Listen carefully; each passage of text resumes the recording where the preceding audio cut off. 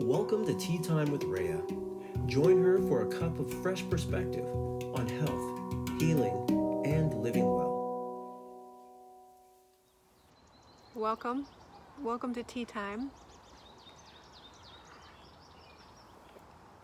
Today I'm going to talk to you about meditation and how it pertains to the immune system or our immunity in general.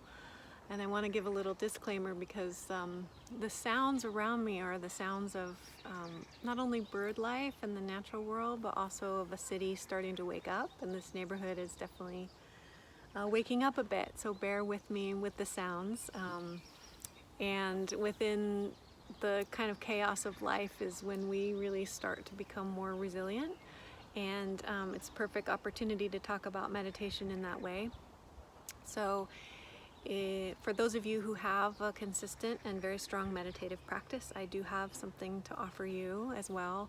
And for those of you who feel like there's a lot of barriers between you and meditation, I'd like to take this time to help remove some of those barriers. Essentially, what I want to talk to you about is the difference between being in a mind or brain state of consciousness and a heart or embodied state of consciousness, and meditation as a tool to navigate the pathway from this mental training back into an embodied state. And what happens when we continue to create this pathway on a daily basis is that it becomes easier and easier, and then we can access an embodied or heart state at any time whenever we need it. And it can be extremely useful both for health and healing, but also for our relationships and how we're either reacting or responding to the world that we live in. And as all this pertains directly to immunity, as I mentioned in our first tea time together, that we have an external immune system and we have an internal immune system. So the practice of meditation, what it does is it helps to create this more systematic communication between that external and internal self, that external and internal immune capacity, and that external being very yang and that internal being yin and more feminine.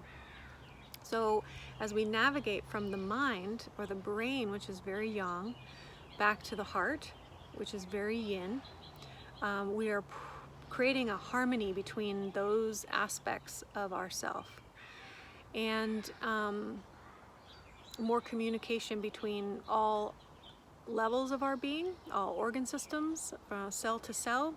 I also talked about communication in the tea time last week in terms of water and how water is this communicator. It helps different systems of our body communicate with each other. So I like to say that meditation is the glorious opportunity to start to investigate our internal landscape. And we're very good at, I think, and very trained to navigate our external landscape. And this is really about being able to see and witness what is going on inside of us.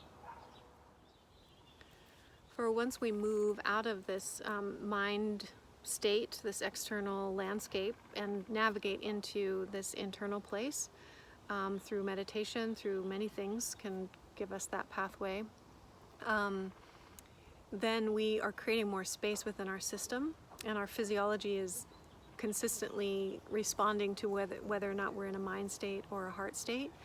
And the physiology opens, and there's more space created when we are in an embodied or present moment state, which is what the practice of meditation, all the practices and all the lineages are to get us to this place where we are really living our highest potential, because we are accessing the intelligence of our biology, which needs space to exist. So the mind that we're very trained to stay up here in the past and the future is very narrow and constricted, and there's a lot of tension. And essentially tension is the root of all disease. So whether that's tension from trauma, that's tension from injury, that's tension from repeated use pathways or stress in the life, it doesn't really matter. Essentially, all disease is rooted from intention. And what I do with the medicine that I practice is essentially finding the place where the most amount of tension can be released, and that affects the whole system. And when that happens, the body goes into a state of coherence.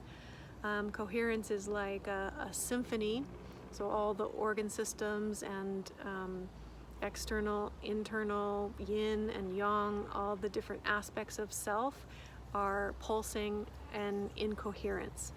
And it's a state that can also be measured in certain sleep states, so that's where our rejuvenation and our resourcing and our recalibration happens in coherence. It doesn't often happen when we're in navigating our external reality, past and future, in the brain. So the brain is, from my belief, is really designed to be of service to the heart. So it's a tool that we use to change where our awareness is. So in this moment, I can be aware of what my body's feeling. I can be aware of the bird song. I can use the razor tool of my mind to navigate my own awareness and where it's being placed. But ultimately, the heart is the governor and I would say the governess and the power source of my own potentiality. So the more and more I'm meditating and navigating my inner realm, the more and more I'm coming into contact with the trunk and the root of my being, which gives me so much more stability, resilience, and enhances my immunity in life, because all of those things are tied together. So like acupuncture, meditation is a fabulous tool for self-healing. And I really want to reframe it in this conversation and demystify it, because I think when we demystify these spiritual practices and understand that they're super practical for our health and healing, our well-being, our relationships, for now and in the future, then they become more accessible. So I'd like to share a tree meditation with you.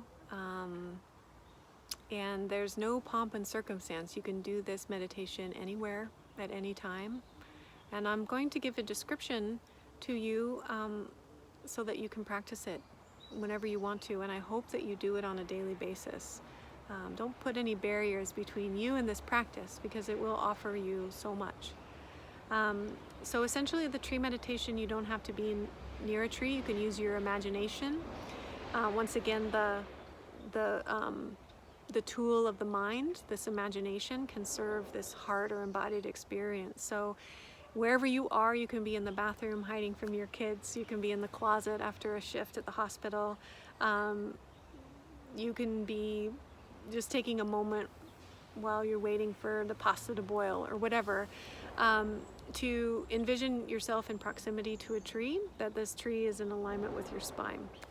Or you can go out into nature and sit up against a tree and make sure that your whole spine's making contact. So either way, essentially that's the setup. And then you can just move into your breath. I like to close my eyes because I am so kind of visually dependent, and that has to do with my external world. So once I close the curtains of my eyes, I immediately go in more internal, if you feel comfortable and safe doing that. And then just start to pay attention to your breath, because the breath is this exquisite tool to bring us into a meditative state of coherence. And so we're sitting and feeling rooted into the earth. We're making sure that we're paying attention to the contact that our body is making, that gravity is causing our body to make with the floor or the earth. And breathing.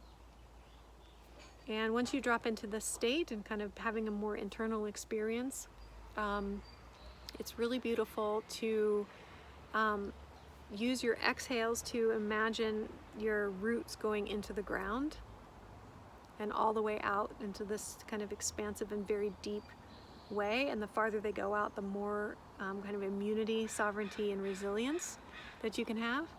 And then you're inhaling, and that energy goes to the branches, and exhaling, it goes down to the roots, and inhaling, and exhaling, and inhaling, and exhaling,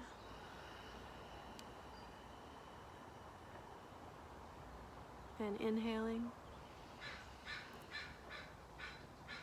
and exhaling. And that's it. And continue to do it until you feel that the frequency of your body has changed. And I promise you, you will know what that means. It means that you feel more grounded. It means that you're more connected with your source. It means that you're having an embodied experience. The emotional affect is calm. So the more and more that you do the meditation, the more and more you get familiar with that feeling of coherence in your system. And it becomes really, truly one breath away whenever you need it. It is the perfect place to take action from. When we are grounded and we're feeling like we're in the trunk and the root of our being, the action that we take is non-harmful and not reactionary. So we have time to kind of breathe and process and move more healing out into the world with our actions and our words than we would when we're feeling like we're just in the branches and we're getting pushed around. So I hope that this is helpful for you. I hope that this makes sense for you. And I really hope that you try it on for the rest of your life. Essentially, why stop? Once you start navigating that internal landscape, it gets really interesting. And I don't know, I have a lot of curiosity about it. And it is my solace place. Like, I have a sanctuary within me that I can kind of bring to the forefront of my life when times are really hard and the challenges of life come up. So that is what I hope to offer and as a gift to you, to also have just direct access with your own inner sanctuary. And that to me is the definition of resilience. So I again honor you. I am so grateful for you. Thank you for joining me for this tea time. I appreciate you and how you move through the world. Hope to see you in person soon. Be well. Cheers. Please come again for the next Tea Time with Reya. Until then, steep in the knowing that you are whole and complete, that you belong on this planet at this time in this body. Savor a healing brew of your personal power, resilience, and self-love. Enjoy your unique flavor of brilliant medicine.